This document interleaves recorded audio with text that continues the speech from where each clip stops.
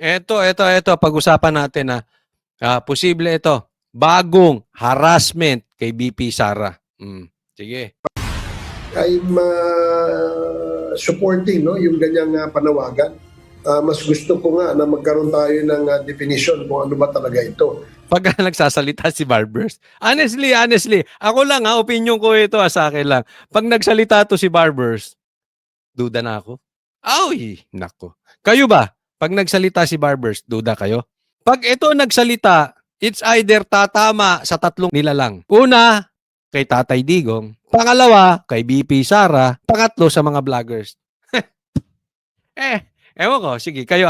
Ano opinion nyo? Pakilagay. Pag nagsalita to, anong nasa isip nyo? Nang sa ganun, hindi tayo tinatawag na family corporation. Kabilang si Surigao del Norte 2nd Bigla-bigla si Barbers. Bigla-bigla ang mga congressman gustong galawin ang Dynasty Law.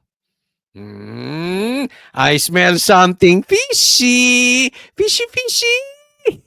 District Representative Robert Ace Barbers sa mga kongresistang pabor sa pagkakaroon ng batas kontra political dynasty sa bansa.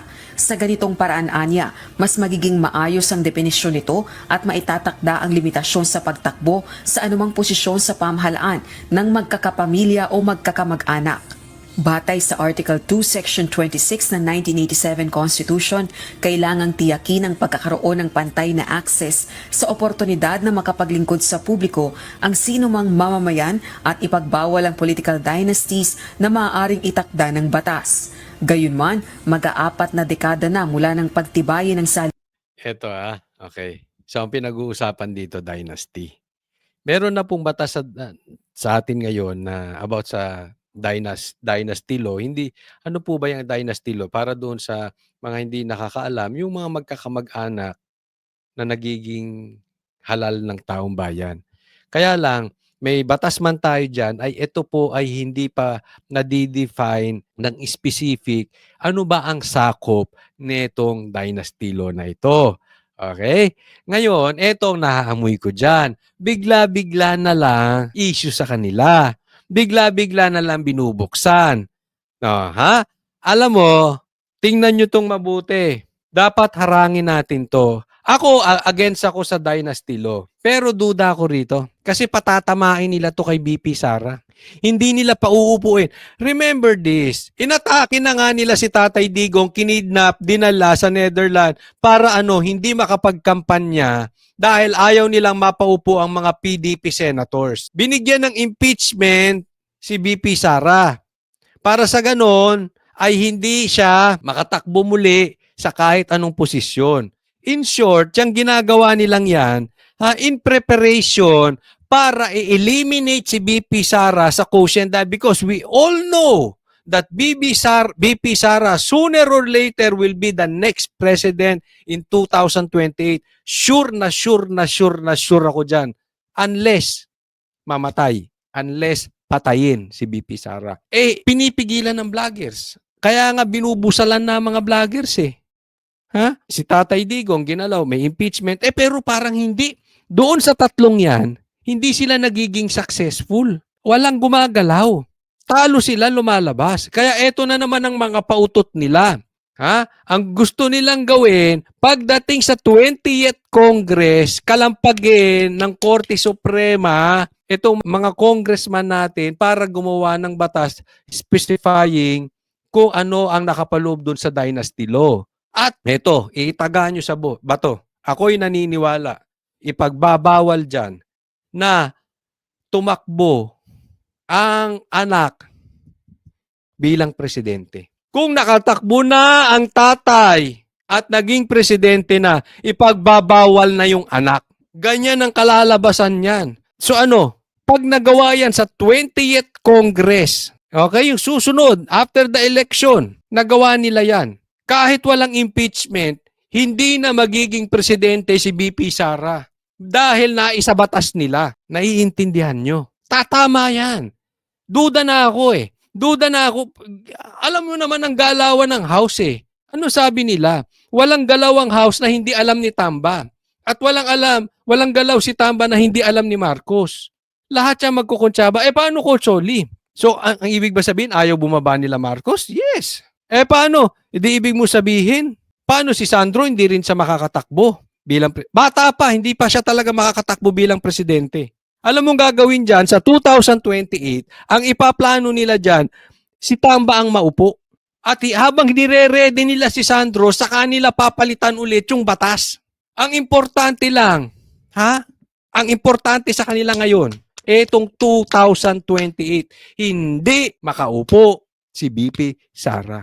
That's why I keep on reminding you, hindi lang po senators ang importante sa atin. Even yung mga congressman, diyan kasi naikakampanya namin yung mga senator eh.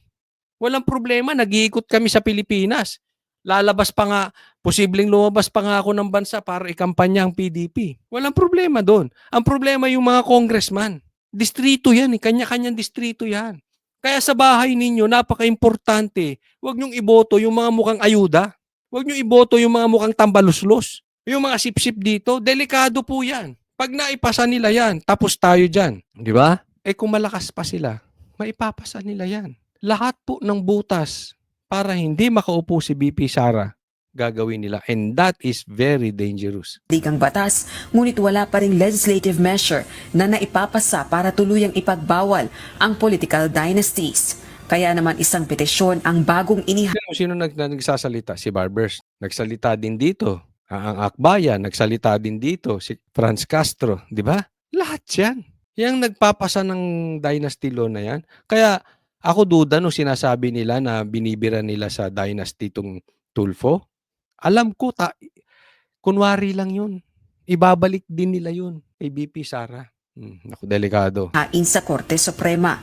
Ito ay upang pilitin na ang Kongresong i-define o ipaliwanag ang political dynasty at magpasa ng batas upang tuluyan na itong ipagbawal. Inihain ang petition for certiorari at mandamus ng One Sambayan Coalition sa pangunan ni retired Supreme Court Associate Justice Antonio Carpio, iba pang cause-oriented groups at mga individual. May hamon naman ng mga miyembro ng oposisyon sa Kamara kay Pangulong Ferdinand. Sino nangunguna? Yan paturo-turo na yan. Si Raul, magsayaw ka na lang sa TikTok, Raul Manuel. Sino yung mga yan? Tingnan niyo yung picture. Mga kaliwete to eh. Sino yung gusto maghain? Tingnan niyo. To the left yan eh. Marcos Jr. sa mga miyembro ng political families at sa publiko. Hinahamon natin ang presidente ngayon na talagang ipasa, magpasa. Diba? Sasabi ko, sino yung may gustong ipasa? Lahat mga kontra kay Duterte yan.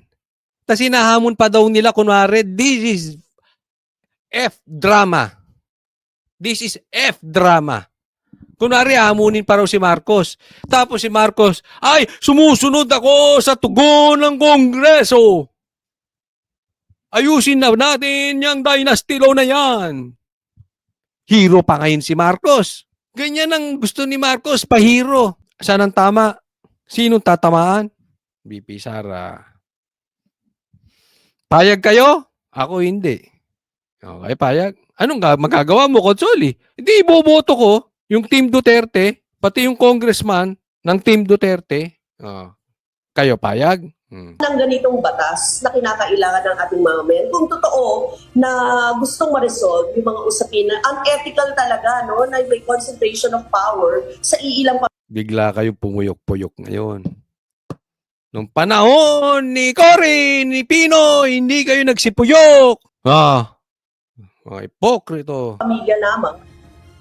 Si Surigao del Norte Congressman Barbers naman naniniwala sa determinasyon ng PBBM administration para maipasa ang isang anti-political dynasty law.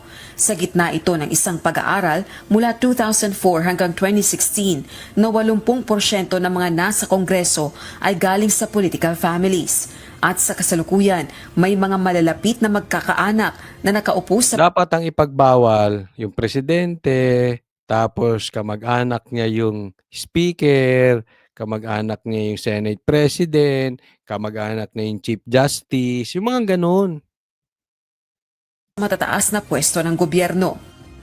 Baguhin natin ang itsura ng Pilipinas sa pamamagitan ng pagbabago ng mga police. Alam mo, Barbers? Gusto niyo mabago ang Pilipinas? Ihinto ang droga. Yan ang pinakamalaking pagbabago ng bansang Pilipinas. Mahinto ang droga, hindi ang dynasty. Ako, pabor ako dyan sa dynasty, anti-dynasty law na yan. Pero wag muna ngayon. Ha? Wala akong tiwala. Eh. Wag muna ngayon. After BP Sara, aayusin niya ni BP Sara ng walang halong politika. Doon natin ayusin. But now, ang pinaka-problema natin ngayon, gutom tsaka mga adik. Solusyonan nyo yun. Polisiyang pampolitikal, polisiyang pang-ekonomiya, at siyempre yung mga pulisiya ng ating gobyerno, no, to really achieve, no, the objectives of ang bagong Pilipinas. Ang linis, ang linis, ang linis. Ano masasabi nyo mga kababayan ko? Sige, lagay nyo dyan sa baba. Ang linis, no? Ay, patawag niyan, patawag. So sa tingin ko, merong political will ang ating Pangulo dyan. Naks. Samantala, Gage. si Senate Minority Leader Aquilino Coco Pimentel III naniniwalang hindi maaaring manghimasok ang Korte Suprema sa kapangyarihan ng plenaryo ng Kongreso na makapagpasa ng isang batas, lalo na kung ang layunin ay tukuyin ng isang partikular na usapin na dapat maisabatas. Ngayong 19th Congress, kapwa may mga nakabinbing panukalang batas kontra political dynasty sa dalawang kapulungan ng Kongreso. Rosalie Coz. Wag na muna. Maganda yung batas na yan, pero wag na muna kasi hindi tayo pa handa dyan. Next topic po tayo. Eto, pag-usapan natin. Mga taga Mindanao, naghahanda na. May mangyayari ba? Maganda, mga taga Mindanao. Ito po ay post ng Presidential Trackers dito sa Facebook. Okay, ano sabi? Manila, Philippines, nakatakdang bumisita si Bongbong Marcos sa BARM sa Miyerkules, April 2, 2025 bilang bahagi ng kanilang kampanya.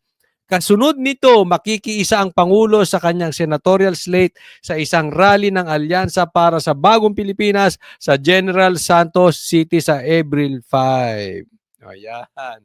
So ngayon, dadayo sa Mindanao at ang bobolahin ni Marcos ay mga taga Mindanao. Papayag ba kayong mga taga Mindanao? Kayong mga tinawag na mga sahab-saharan.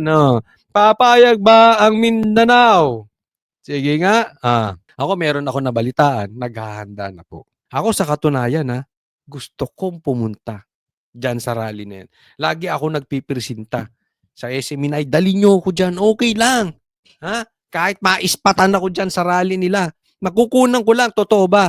Kasi may mga bali-balita, yung kanilang mga rally nakakancel dahil walang gustong umatin. Ako, panawagan ko sa mga taga Mindanao, puntahan ninyo, kuhanan ninyo ng video. I-video ninyo, tapos sabay sigaw kayo ng Duterte, Duterte, Duterte. Di ba ano mo sabi? Sinusunod lang natin si Marcos. Ano ba sabi ni Marcos pagkakaisa, di ba? O di ba, magkaisa sila, may unity, paihip-ihip pa sila noon ng yung windmill. O di ba? O sigaw nyo. Na habang nagsisigaw, habang pag dumaan sa harap ninyo, Duterte. Duterte. Karapatan nyo yun. Basta wag kayo manggugulo. Kailangan mapayapa. Ilabas ninyo sa loobin ninyo. Di ba? Dumaan sa kalsada ninyo, motorcade, di sigaw nyo, Duterte. Tapos punta kayo sa rally, tingnan nyo kung maraming tao. Tingnan nyo rin, baka mamaya yung bisita nila dyan, puro pulis. O di ba, ginawa nila yan, pinagsuot nila ng pula, tapos mga pulis pala. Madali namang malaman kung pulis eh. Gupit. Sa gupit, makikita mo na kung pulis. Sa tiyan. Hindi, ang papadala nila dyan, yung mga bata. Medyo matipuno pa yan. Madaling mahalata mga pulis. Tingnan ninyo. Baka kalahati ng crowd nila pulis. Basta kunan ninyo. Kasi pagkaunti na, hindi naman nila ilalabas yan eh. Well, anyway, ako may nabalitaan, naghahanda na daw ang Mindanao. Kayo naman ang liligawan. Kayo naman ang bobolahin. Di ba? Sigaw ninyo. Bakit ninyo kinidnap ang presidente namin na si Tatay Digong? Former president yun eh. Pinalibing yung tatay mo. Di ba? So, nasa sa inyo na po yan. No? But then again, sabi ko nga, meron yan. Alam mo, mahal na mahal. Yung nangyari po sa Davao na rally nung birthday ni Tatay Digong, napakatindi. Ang laki po, ang laki. At marami po mga politiko ang nabalitaan natin na ngayon, nakita na nila na kailangan talagang pumanig sila sa Duterte dahil ang mandato, ang susunod na mandato ay nasa Duterte. Malakas pa rin ang Duterte. No denying it.